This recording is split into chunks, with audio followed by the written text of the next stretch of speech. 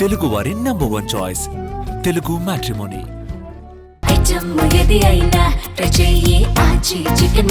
ఆచి చికెన్ మసాలా. కొడాలి నానికి ఉప్మా దెబ్బ. వివరాల్లోకి వెళ్ళినట్లయితే మాజీ మంత్రి కొడాలి నాని సాధారణంగా అధికారంలో ఉండగా ఆయన ట్రాక్ తప్పి మాట్లాడుతూ ఉంటారు. కానీ ఇటీవల కాలంలో పెద్దగా ఎప్పుడు మాట్లాడలేదు. మొన్న మాత్రం మరి అధిష్టానం ఆదేశాలు ఏమో తెలియదు కానీ మాట్లాడారు. ఏది ప్రశ్న రావణకి సంబంధించి. ఈ రావణకి సంబంధించి ఎలా అవుతుంది అంటే అందరూ ఇరుక్కుపోతున్నట్లు ఉన్నారు. సరే ఏదైనా ఆ స్టాండ్ తీసుకుంది అనుకోండి పార్టీ, అంతవరకే కన్ఫైన్ అయి మాట్లాడాలి. కానీ శృతి మించి మాట్లాడితే దాని పర్యవసానాలు ఏ రకంగా ఉంటాయనే దానికి మరోసారి నిదర్శనంగా కనపడుతున్నాడు కొడాలి నాని.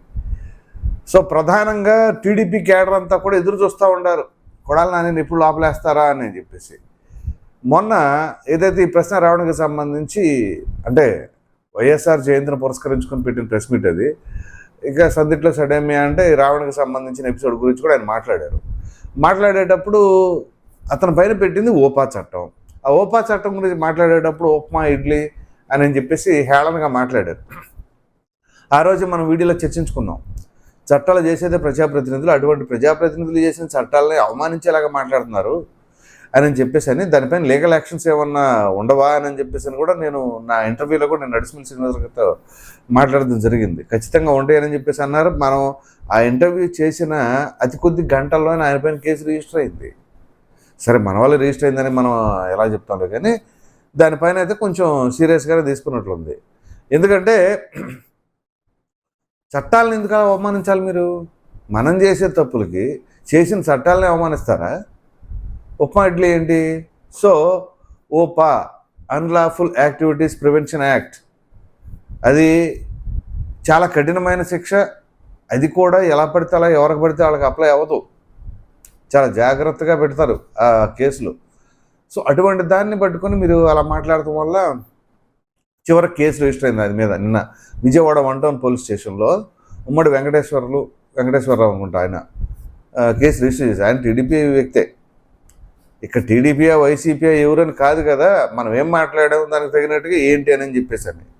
సో ఇక్కడ దీనికి సంబంధించి ఆయన పైన కేసు రిజిస్టర్ అయింది. ఆ కేసు రిజిస్టర్ అవ్వడం అంటే ఇప్పుడు దాని పర్యవసానాలు ఏ రకంగా ఉండబోతున్నాయి. ఇప్పుడు మామూలుగా ఆ చట్టమే కఠినమైంది. అటువంటి చట్టాన్ని అవమానిస్తే ఎవరు అవమానిస్తారు? సాధారణంగా మన చట్టాలను ఎవరు అవమానిస్తారు? బయట దేశస్తులు అవమానించాలి. మన దేశస్తులు మన గడ్డ మీద పుట్టిన మన పౌరులే అవమానించారనుకోండి ఎలా ఉంటుంది? అసలు నేను ఇండియన్నే కాదు, నాకు దేశభక్తి లేదు అని చెప్పేసి మాట్లాడిన రావణ్. సరే రావణ్ అంటవా, ఎవరో తీసేయండి సమ్ ఎక్స్. కానీ కొడాలి నాని అలా కాదు కదా, మాజీ మంత్రి, ఒక పార్టీకి సంబంధించిన నాయకుడు ఆయన. అటువంటి ఆయన 4 సార్లు ఎమ్మెల్యేగా చేశాడు. 1 సారి 2 సార్లు కూడా కాదు, సీనియర్ ఎమ్మెల్యేగా చేసిన సీనియర్ ఆయన. అటువంటి ఆయన ఈ రకంగా మాట్లాడి దాన్ని ఏ రకంగా పరిగణించాలి?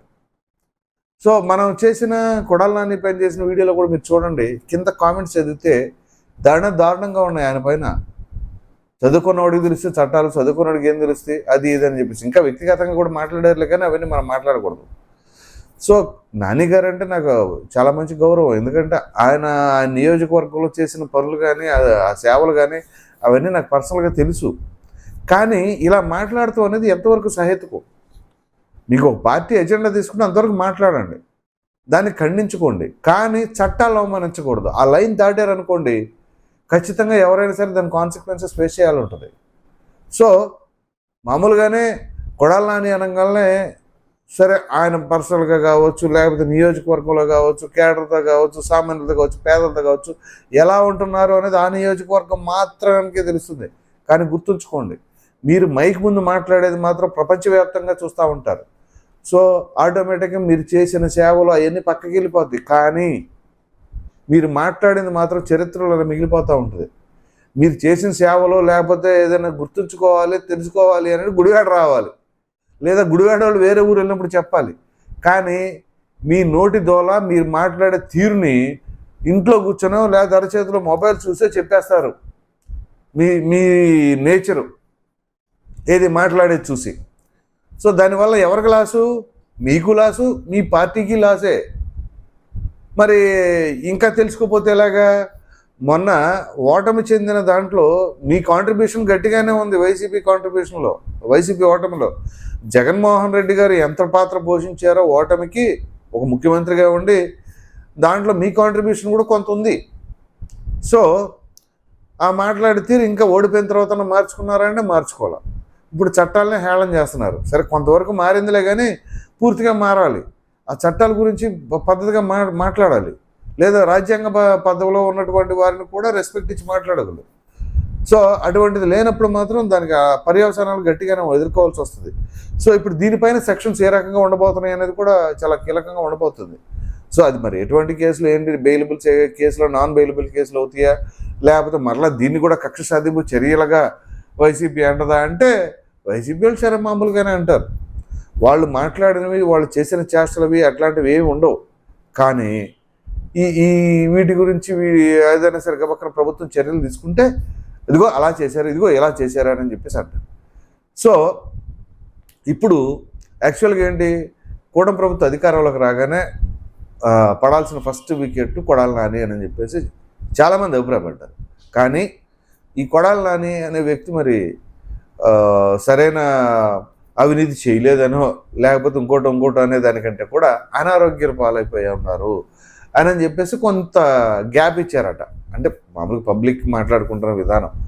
సో తీరా కట్ చేస్తే ఆయనకి హార్ట్ ప్రాబ్లం మీద ఉండదని చెప్పేసి ముంబై హాస్పిటల్కి వెళ్ళారు. సర్జరీ, ఆ తర్వాత సర్జరీ ఏదో స్టంట్ వేసారో వాటెవర్, తర్వాత నడుంకో బెల్ట్ పెట్టుకుని వచ్చారు.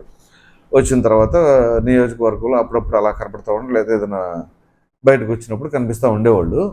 కొంచెం ఇప్పుడిప్పుడే స్పీడప్ అవుతున్నట్లుగా అనుకోవాలి. మొన్న ఈ మధ్య కూడా చంద్రబాబు నాయుడు గారి గురించి గట్టిగానే మాట్లాడారు. చంద్రబాబు నాయుడు గారికి మదం ఎక్కింది అది ఇది అని చెప్పేసి, ఓహో మరలా బ్యాక్ టు పెవిలియన్ ఏమో గట్టిగా అనుకున్నాం అన్నారు. అయిపోయింది. ఆ తర్వాత ఇప్పుడు ఈ రావణ్ గురించి మళ్ళీ బయటకు వచ్చేసి బుక్ అయిపోయారని చెప్పేసి అనుకోవాలి. సో ఈ కేసు ఏ రకంగా ఉండబోతుంది అనేది చాలా ఆసక్తికరంగా ఉండబోతుంది.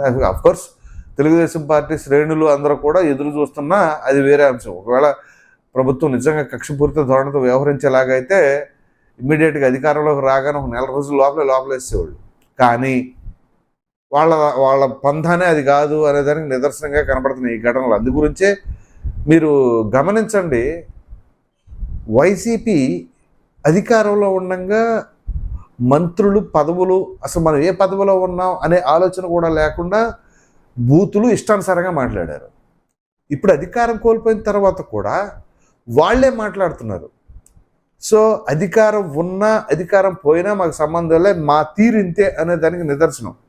ఇప్పుడు వీళ్ళు చూడండి ఏ రకంగా మాట్లాడుతున్నారు. ఇప్పుడు అంబటి రాంబాబు ఆ ఫ్లెక్సీ వివాదం వచ్చినప్పుడు ఎలా మాట్లాడారు బూతులు, లంకోడ కానీ, అలాగే పవన్ కళ్యాణ్ ఉద్దేశించి ఎలా మాట్లాడుతున్నారు, ఇప్పుడు చట్టాలకు సంబంధించి ఎలా మాట్లాడుతున్నారు. సో వీళ్ళు ఏమాత్రం కూడా మార్పు లేదు. ఇప్పుడు అసలు ఓటమి చెంది ఓ పక్కన కూర్చొని ఉండవలసిన వాళ్ళు కూడా రప్ప అనే వార్నింగ్లు ఇస్తున్నారంటే నిజంగా వీళ్ళ ధైర్యాన్ని మెచ్చుకోవచ్చు.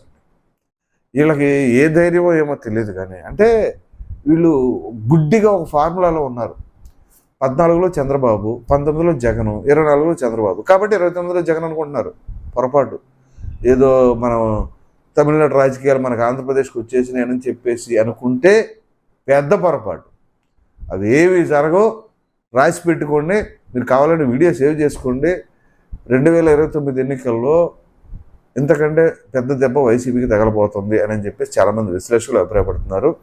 మరి చూద్దాం ఏం జరగబోతుంది ఏంటి. మొత్తానికి కొడాలి నానికైతే మాత్రం ఉప్మా దెబ్బ గట్టిగానే పడబోతుంది. ఉప్మా ఇడ్లీ రెండు దెబ్బలు పడబోతున్నాయని చెప్పేసి అంటున్నారు. మరి మీరేమనుకున్నారు అనే అభిప్రాయాన్ని కామెంట్లో తప్పకుండా తెలియజేయండి. Thank you.